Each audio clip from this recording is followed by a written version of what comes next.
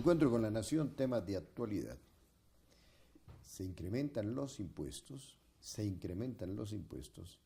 y aumenta el descontento popular en Colombia, por todo lado, por todo lado. Fuera de eso sale el alcalde que hay en Bogotá, no digo que tenemos los bogotanos, que hay en Bogotá, diciendo no voy a permitir que me bloqueen las vías. Alcalde, deje de decir mentiras, deje de ser ostentoso. La mejor estrategia hoy por hoy en Colombia, y está demostrado a través de la historia, pese a que digo que hoy por hoy, es el diálogo, la concertación, porque se sientan a hablar con unos y con la cabeza baja, y a los profesores, si son grandilocuentes, se les plantea que o negocian, trabajan o trabajan. No, esto es dialogadito. Entre otras, la Constitución lo dice muy claramente, ¿no? Derecho de igualdad, si para unos hay, para otros también. De modo que el tema económico está hoy de moda, está de moda. Y comencemos con una pregunta simple, muy primaria. Doctor Saulo Arboleda, bienvenido. ¿Por qué la gente en Colombia no está comprando? No está comprando porque la capacidad adquisitiva se le ha disminuido por dos razones. La primera, por el impuesto del IVA. Haber reajustado el IVA del 16 al 19% golpeó fuertemente la capacidad de compra de los consumidores. Y en segundo lugar, pues también por los impuestos adicionales al IVA, el impuesto a la riqueza, el impuesto predial en Bogotá, que ha subido de manera sustancial. Y en cierta medida también porque el hecho de que no tengamos mayor producción nacional y tengamos que importando con dólar a 2.800, 2.900 pesos, pues ha incrementado fuertemente el costo, no solamente de los productos terminados que se importan, sino de los productos hechos en Colombia, muchos de los cuales requieren materias primas importadas. De manera pues que hay un conjunto de situaciones adversas para una mayor demanda que ha llevado, como usted lo comentaba ahora antes de empezar este programa, doctor Herney, a que el Banco de la República reprograme las metas de crecimiento de la economía para el presente año.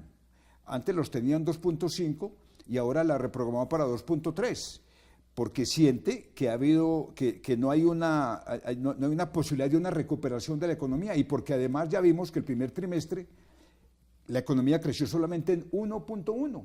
Y el primer mes del segundo trimestre, que fue abril, también fue con pésimo resultado. La industria manufacturera decreció fuertemente.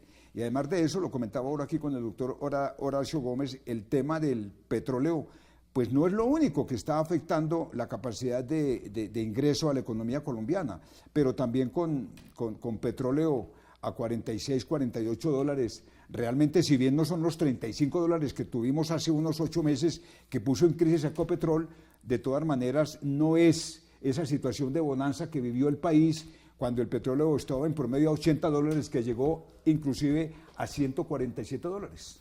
Mucho se habla del impuesto a la riqueza. Pues yo tengo un concepto diferente a ese, doctor Saulo y doctor Horacio Gómez. Es el impuesto a la pobreza. Mire, siempre se ha dicho que cuando una sociedad está en crecimiento, el estrato 1 pasa al estrato 2, el estrato 2 pasa al estrato 3, el 3 al 4, el 4 al 5. Aquí lo que uno ve es que el estrato 4, que es el articulador, el dinamizador, el conector de la economía, pues va para abajo, ya no está en el 4, ya está en el 3, por este alud de impuestos y por tanta corrupción. Es que la corrupción es lo que más tiene azotada nuestra sociedad colombiana. Doctor Horacio, su punto de vista sobre en esos temas, yo siempre me preocupo por un tema más importante, que es el que plantea el doctor Saulo, en el sentido de que uno de los grandes desencadenantes de la crisis en Colombia son varios temas, pero uno, por ejemplo, de esa cultura del derroche, esa cultura de malgastar el dinero y los dineros de los contribuyentes por parte del gobierno. Por ejemplo, en lo que se llama la famosa mermelada, en lo que se llaman gastos de publicidad, viajes de comisiones al extranjero con varios aviones llenos de gente, con viáticos, con gastos. Vemos una cantidad de dineros despilfarrados, y eso desde luego contribuye a que luego arreglen ese problema del despilfarro con nuevos impuestos, como lo dice el doctor Saulo. Yo he criticado mucho de la prensa porque cuando se trata de crear nuevos impuestos no hablan de que las causas de esos impuestos son la limitación de la plata del gobierno, porque la malgasta y la utiliza en cosas indebidas e innecesarias. De una parte de eso, de otro lado, el famoso tema de la corrupción. Y el doctor Saulo hablaba del petróleo que bajó de precio, pero Colombia tuvo más de 20 años con petróleo a $100 el barril, a 80, a 70, con muy buenos precios, y en 20 años de bonanza petrolera no hay una sola obra faraónica. Yo estuve dictando conferencias en el Ecuador, me invitaron a la Universidad Católica y observé cómo el Ecuador, que tiene 15 millones de habitantes, no 50 como Colombia, y una bonanza petrolera relativamente importante, pero pequeña, y en 15 años o 12 años, aprovechando la bonanza petrolera, los buenos precios, pavimentaron hasta los potreros, hicieron 7 hidroeléctricas, hicieron obras faraónicas, y seguramente hubo también corrupción, pero en forma tan pequeña que no impidió que dejaran obras perdurables para el beneficio de la comunidad ecuatoriana. En Colombia hay una sola obra que se pueda mostrar de importancia, de categoría. La gran obra fue el Resicar, que es uno de los desfalcos más descarados que ha hecho la misma clase dirigente al erario público. Se dice que la plata que se pierde en Resicar equivale casi a 3 presupuestos de Colombia. Muy bien, el tema de Reficar, un tema de corrupción. Dice el doctor Horacio que no hay obras faraónicas producto del petróleo. Quiero corregir al doctor Horacio con todo el respeto que me merece. Sí hay obras faraónicas. En Arauca, producto de la bonanza petrolera, se construyó un velódromo donde no hay ciclistas y donde hoy por hoy se le aumentó estatus al asno, al burro, porque ahí están pastando estos cuadrúpedos. Y a propósito, hay que tener presente lo siguiente: mucha asonada en el país. Ya se viene una en el norte del Tolima, porque los habitantes del norte del Tolima, Mariquita, Honda, Mariquita, Armero, Líbano, Lérida, están incomodísimos, porque el gobierno quiere suspender el APP. El APP es la alianza pública-privada entre la ANI y Alternativas Viales, que no se sabe quién es esa empresa, un acuerdo que ya estaba hecho desde hace tiempos. Pues bien, como una aspiración de esta zona en los últimos 40 años, resulta que el conejo, el símbolo de Colombia hoy ya no es el cóndor, es el conejo. Le aumentaron en un 30% al peaje de la noche a la mañana y no quieren responder. Hay unos acuerdos firmados. Pues bien, están inconformes y han programado una reunión para este sábado en el Líbano. Se viene una asonada, se viene otro paro. Están convocando a todas las fuerzas vivas y líderes políticos del Tolima. Es de anotar que para el cierre financiero de esta APP, que es la alianza público-privada entre la ANI y las alternativas y Alternativas Viales, pues el valor del peaje, reitero, lo incrementaron en un 30% en los peajes de Honda y Alvarado. Le siguen poniendo conejo al pueblo colombiano y nadie pone la cara. Ya regresamos.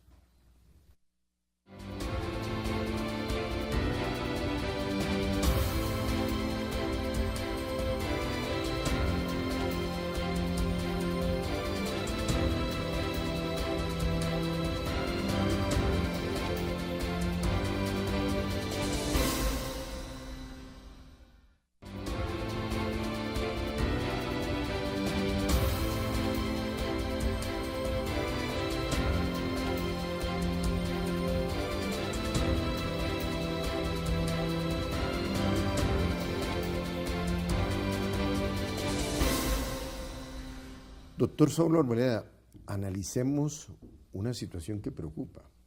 La imagen del presidente de Venezuela, Nicolás Maduro Moros, es del 22%, muy baja, pero me preocupa más, bueno, ese es de Venezuela. Claro que nosotros que hemos sido integracionistas y hemos sido promotores del ideal bolivariano a través del Grupo Andino, hoy Comunidad Andina de Naciones, pues sí, Venezuela nos preocupa, pero me estoy muy preocupado con la imagen del señor presidente de Colombia, Juan Manuel Santos, 14%.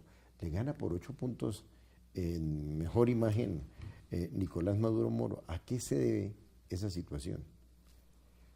Yo creo, Gernet, que se debe fundamentalmente a que, aunque el presidente Santos lideró un proceso de paz y tuvo el Premio Nobel de la Paz, el proceso en La Habana no es el elemento prioritario para los colombianos. Los colombianos tienen otras necesidades más apremiantes: el problema del costo de vida, la salud, la educación, la inseguridad. Son todos temas que están hoy golpeando mucho a los colombianos, mucho más que el tema de la paz. Por eso el presidente Santos, a pesar de tener esos logros, de tener el Premio Nobel de Paz, pues mantiene esos índices que usted bien lo dice, Gernet, del orden del 15, del 16%. La gente está muy descontenta por lo que hablábamos ahora en la sesión anterior, por el tema también del costo de vida.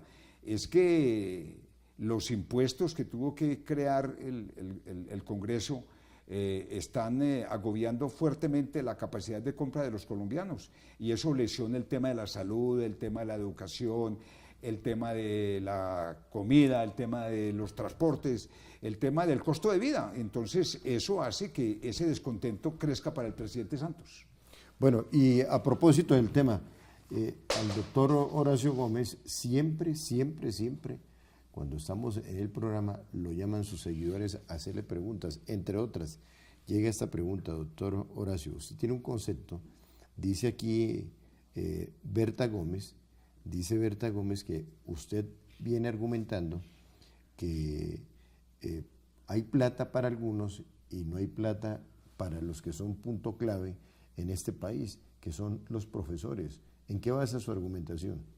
Sí, realmente una de las causales de tanta protesta, tanta manifestación de inconformidad y tanto volcamiento de la ciudadanía a las calles exigiendo una y otra cosa, se debe a que observan como, por ejemplo, el Consejo de Estado no quiso darle validez a unos supuestos aumentos salariales a los parlamentarios con base en alguna norma de la Constitución del 91, según la interpretación que hacía el Consejo de Estado.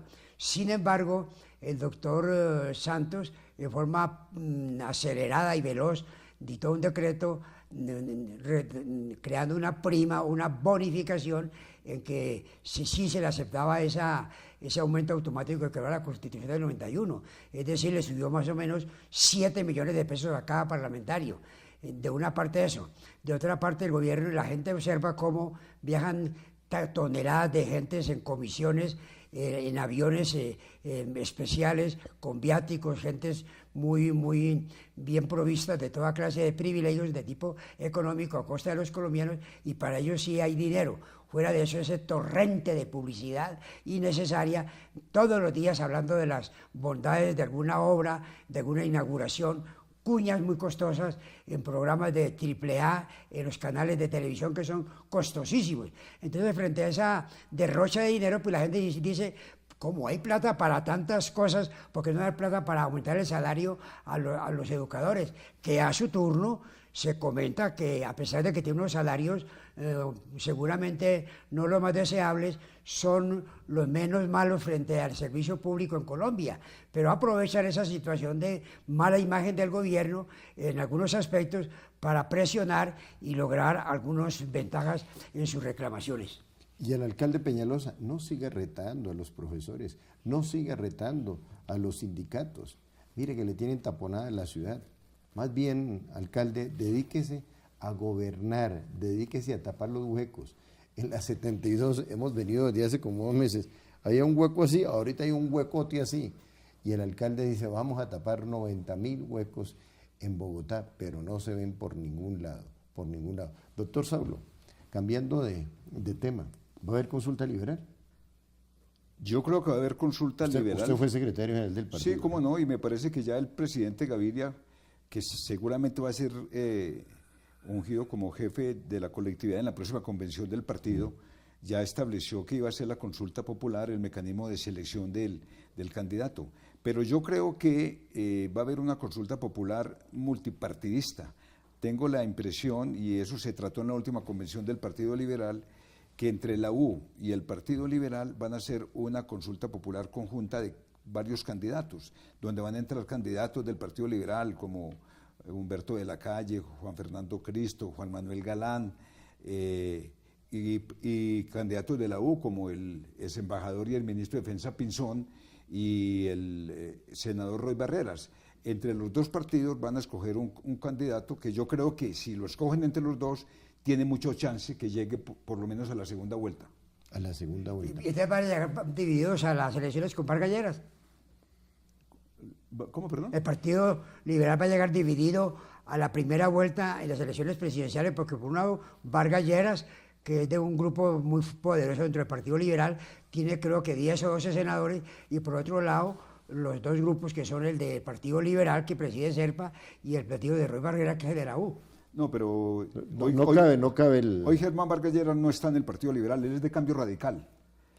Pero el 90% son liberalismo. No, pero el Cambio Radical es un partido minoritario muy cuestionado, entre otras, por asuntos de transparencia, por asuntos de corrupción, de modo que no cabe ahí. Pero mire, doctor Saúl Arboleda, entre Juan Manuel Galán y Humberto de la Calle, que lo que aspira es a que lo nombren y no que lo elijan, ¿quién ganaría una consulta hoy? Pues hoy está liderando las encuestas Juan Manuel Galán. Juan Manuel Galán. Sí, Oiga, ¿cómo cambian los tiempos? Una vez que se produce el asesinato de ese gran líder, Luis Carlos Galán Sarmiento, ¿quién le da la mano no, quien le abre todo el espacio a César Gaviria Trujillo, un senador derrotado de Risaralda, es Juan Manuel Galán? Se le tuvo que poner serio Juan Manuel Galán, porque como que no le estaba haciendo, estaba como en la otra orilla César Gaviria. ¿Cómo cambian los tiempos, no? Cambian mucho los tiempos. Y yo creo que la consulta popular va a ser sana para el Partido Liberal, y fue, como usted bien lo dice, Gerney, el mecanismo de unión del partido que permitió que Luis Carlos Galán ingresara al Partido Liberal. La consulta popular, que obviamente es más democrática que una convención. Bueno, de eso Saúl Arboleda sí que tiene que contarle al país, porque fue uno de los pilares de esa cohesión. Ya regresamos.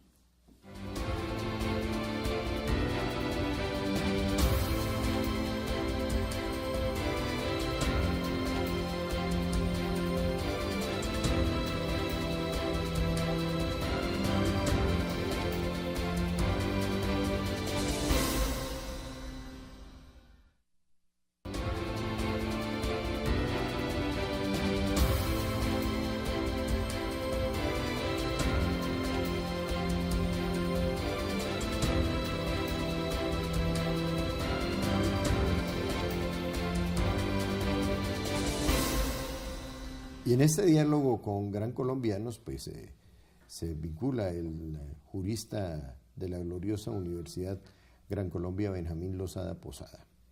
Doctor Benjamín, usted ha venido socializando el tema de la educación para toda la vida, y esto le ha dado muy buenos resultados a los asiáticos, pero también a algunos países europeos, entre otras. Algunos le han dado la denominación del despertar de neuronas a través de la organización, aplicando el principio de que órgano que no se usa se atrofia, y órgano que se usa se va desarrollando, como en el caso de los sino-nipones. Es que las personas de 100 años, que cada día son más en el planeta Tierra, también se capacitan, también se educan. No es como antes, que uno llegaba a los 25, 30, 40 y hasta ahí, ¿no? Ahora, o está viendo uno en Asia fundamentalmente, que la capacitación va larga, es permanente, y hay universidades expertas en eso. Por ejemplo, en China hay más de 300 universidades capacitando para toda la vida, gente de todas las edades. Entonces no es extraño, ya ni uno es el pupitre, uno tiene compañeros virtuales de cualquier edad y aprendemos todos de todos. Eso es la educación para toda la vida, que tiene que ver con los MOOCs. Pero yo quiero hacer un comentario. Sí. En los países subdesarrollados, y Colombia a la cabeza entre esos países subdesarrollados, se estudia muchas veces con un sentido vanidoso, sí, con un sentido de cierta egolatría, de cierta autoestima, y tener cierto estatus social, ser tratado de doctor, licenciado. Los títulos llenan de vanidad, llenan de suficiencia a los subdesarrollados, y creen que eso es todo. Yo me acuerdo una vez que un presidente de Colombia, invitado en la Gran Colombia, hizo dictó una conferencia y antes de dictarla hizo este comentario: no quiero que me hagan presentaciones, quiero que me hagan preguntas. Yo le hice esta pregunta: señor presidente, cuando uno era joven le decían estudia y triunfarás, y hoy tenemos 300.000 doctores educados en las mejores universidades sin empleo, lo que llama el ocio de la gente más capaz, supuestamente más capacitada. Entonces yo pienso que hace falta lo que dice aquí el amigo Lozada, Benjamín, de que hace falta poner más énfasis en la tecnología, en las profesiones intermedias, por ejemplo, para pintar un carro, para decorar un apartamento, un inmueble, para cierto tipo de trabajos. Uno va a buscar a cualquier obrero y le pregunta qué sabe hacer, y el primero que contesta es: yo sé hacer de todo. Y el que sabe hacer de todo no sabe hacer de nada. Es decir, la capacitación a nivel intermedio en Colombia no funciona, y se habla que eso es proletarizar la universidad, cuando eso es enriquecerla, porque uno debe ser muy idóneo y muy capaz en lo poco que sepa. Punto de vista, doctor Luis Benjamín. Universidades solidarias como la Gran Colombia, el esquema de José Galat, las empresas comunitarias, la gente solidaria. No estamos dejando la solidaridad, no estamos dejando los principios, la ética, los valores. Tenemos que capacitarnos para compartir con la gente, para ayudarle a la gente, porque somos iguales en la medida en que colaboramos con el planeta y no estamos esperando que el planeta nos dé. Entonces está cambiando totalmente la educación. Ahora todo es educación colaborativa. Todos aprendemos de Horacio Gómez, todos aprendemos de Gerney, y Gerney y Horacio Gómez aprenden de todas las personas que están viendo estos programas. Cambió. El profesor magistral de sacoleva y de corbata ya no se ve por ningún lado. El profesor se sienta de igual a igual con el estudiante, inclusive de pregrado, que muchas veces tiene un gran sentido del humor, que muchas veces le dice al profesor: óigame, usted vino hoy muy serio, desacartónese. Claro, entonces el muchacho centennial que ya está llegando a la universidad del 2002 para adelante está rompiendo los paradigmas. Punto final. La mejor inversión de una nación es la educación. La mejor inversión de una región es la educación. Y la peor inversión de una nación, la corrupción. Y Colombia en eso, campeón en corrupción. De modo que, como lo planteaba el doctor Benjamín Lozada, el doctor Horacio Gómez, hay que retomar y retornar a la cívica, la urbanidad, la geografía y la historia, que entre otras nos la acabaron como una estrategia de aculturización. Que Dios les bendiga.